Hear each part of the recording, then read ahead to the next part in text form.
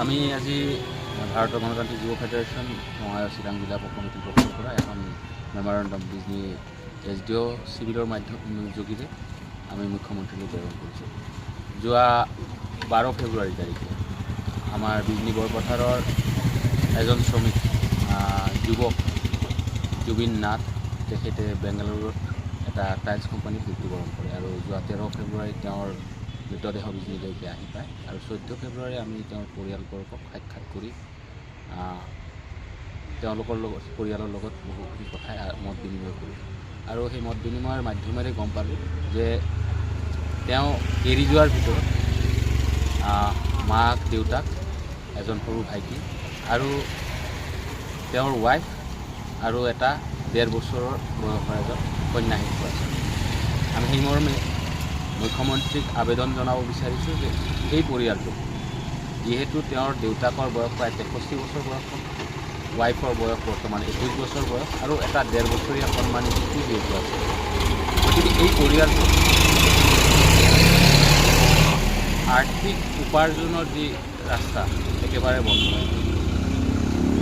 গতিকে এই পৰিয়ালটোক বা এই পৰিবাৰটো চলিবৰ কাৰণে তেওঁক যাতে এটা চৰকাৰী চাকৰি দিয়াৰ ব্যৱস্থা কৰে, এই কথাটো আমি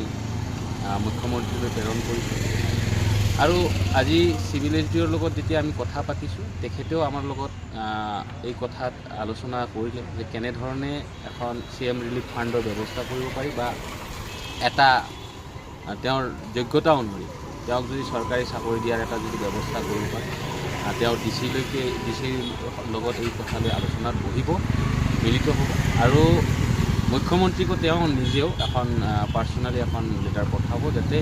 এই পৰিয়ালটোক এখন আৰ্থিক সাহায্যৰ বাবে যাতে এটা চাকৰি সুযোগ কৰিব পাৰে। আমি ইয়াৰ লগে লগে মুখ্যমন্ত্ৰীক আপোনালোকৰ মাধ্যমেৰে জনাব বিচাৰোঁ যে ৰাজ্যখনত যি ধৰণে প্ৰতি মাহে প্ৰায় 50জনতকৈ অধিক যুৱক ৰাজ্যৰ বাহিৰত মৃত্যুবৰণ কৰি আছে আৰু বহিৰাজ্যত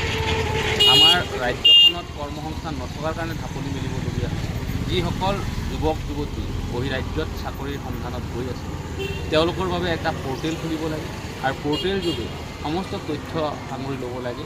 যে যুৱকজন ক'ত কাম কৰি আছে বা তেওঁৰ